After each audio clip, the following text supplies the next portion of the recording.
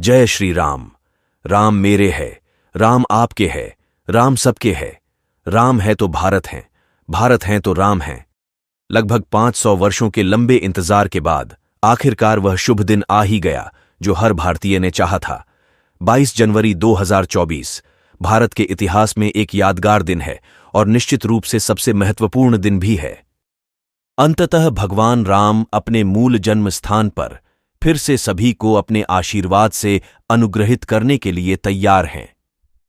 अयोध्या के राम मंदिर में भगवान राम की 51 इंच ऊंची मूर्ति का अनावरण, जिसमें उन्हें 5 साल के बाल स्वरूप में दर्शाया गया है, हमारे देश के लिए गहन महत्व का क्षण है।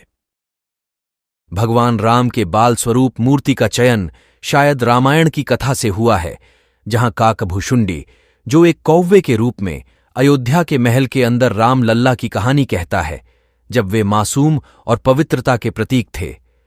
यह मूर्ति अपनी उज्ज्वल मुस्कान के साथ और सुनहरे धनुष और बाण से सुसज्जित दिव्य बचपन की खुशी का सार दर्शाती है। जैसा कि आध्यात्मिक पुस्तकों में बताया गया है, भगवान राम को कमल नयन वाले कहा जाता था, इसलिए राम लल्ला की मूर्ति में उनकी आंखें कमल के आकार की हैं। कृष्णशिला काले पत्थर से बने मूर्ति का वजन 150 से 200 किलोग्राम है। 3 अरब वर्ष की भूवैज्ञानिक आयु वाली श्यामल या काले पत्थर का चयन मूर्ति को कालातीत महत्व की आभा से भर देता है। काला रंग भगवान राम की दिव्य चमक का प्रतीक है, जबकि प्राचीन पत्थर स्थायी शक्ति और आध्यात्मिक गूंज का प्रतीक है। कृष्णशिला पत्थर में अद्वितीय गुण हैं जो भक्तों की आध्यात्मिक मान्यताओं से मेल खाते हैं। अभिषेक के समय चढ़ाया गया दूध तीर्थ के रूप में पिया भी जाता है। ऐसा कहा गया है कि कृष्णशिला पत्थर पर डाला गया दूध स्वास्थ्य पर किसी भी प्रतिकूल प्रभाव से मुक्त होता है। एसिड, आग और पानी के प्रति इस पत्थर का प्रतिरोध मूर्ति की दीर्घायु सुनिश्चित करता है और ये युगों युगों तक वैसा ही रहता है। राम लल्ला की मूर्ति के दोनों ओर भगवान विष्णु के 10 अवतार उत्कीर्ण हैं, जैसे मत्स्य, कूर्म, वराह, नरसिम्हा, वामन, परशुराम, राम, कृष्ण, बुद्ध और कल्कि। मूर्ति पर अन्य देवताओं का भी चित्रण किया गया है। दाहिने पैर के पास भगवान हनुमान को उकेरा गया है और बाएं पैर के पास गरुड़ दिखाई देते हैं, जो भगवान विष्णु की सवारी हैं।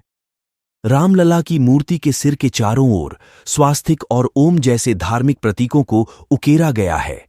मूर्ति में एक चक्र, एक गदा और एक शंख भी उत्कीर्ण दिखाई देता है।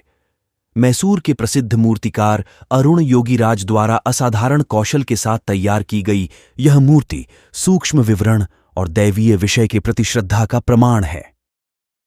मूर्तिकार अरुण योगीराज के नाम पर पहले से प्रतिष्ठित स्मारक हैं, जिनमें सुभाष चंद्र बोस की ग्रेनाइट मूर्तिकला और श्री रामकृष्ण परमहंस की भारत की सबसे बड़ी अखंड मूर्ति शामिल है।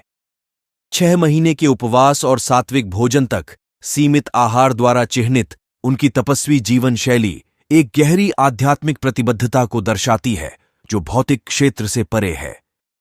राम मंदिर के वैश्विक महत्व और 5 साल के बाल स्वरूप में भगवान राम की मूर्ति के अनावरण ने दुनिया भर के लोगों का ध्यान खींचा है।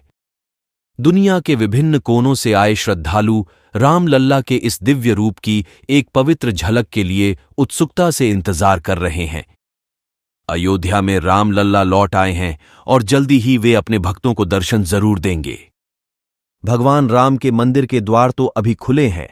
हम सभी भारतीयों को ये समझने में थोड़ा समय लगेगा कि आखिरकार राम जन्मभूमि मंदिर के उद्घाटन का भव्य क्षण सफलतापूर्वक संपन्न हो गया है। राम लल्ला के दर्शन और आशीर्वाद लेना हर किसी का सौभाग्य होगा। सब अपनी बारी का इंतजार कर रहे हैं। हर कोई इंतजार कर रहा है कि राम लल्ला उन्हें कब बुलाएंगे। तब तक हम सब जय श्री राम का जाप करते रहते हैं। सियावर रामचंद्र की जय। रघुपति राघव राजा राम, पतित पावन सीताराम, सुंदर विग्रह मेघाश्याम, गंगा तुलसी शालिग्राम, भद्र गिरीश्वर सीताराम, भगत जनप्रिय सीताराम, जानकी रमणा सीताराम, जय जय राघव सीताराम, जय श्री राम।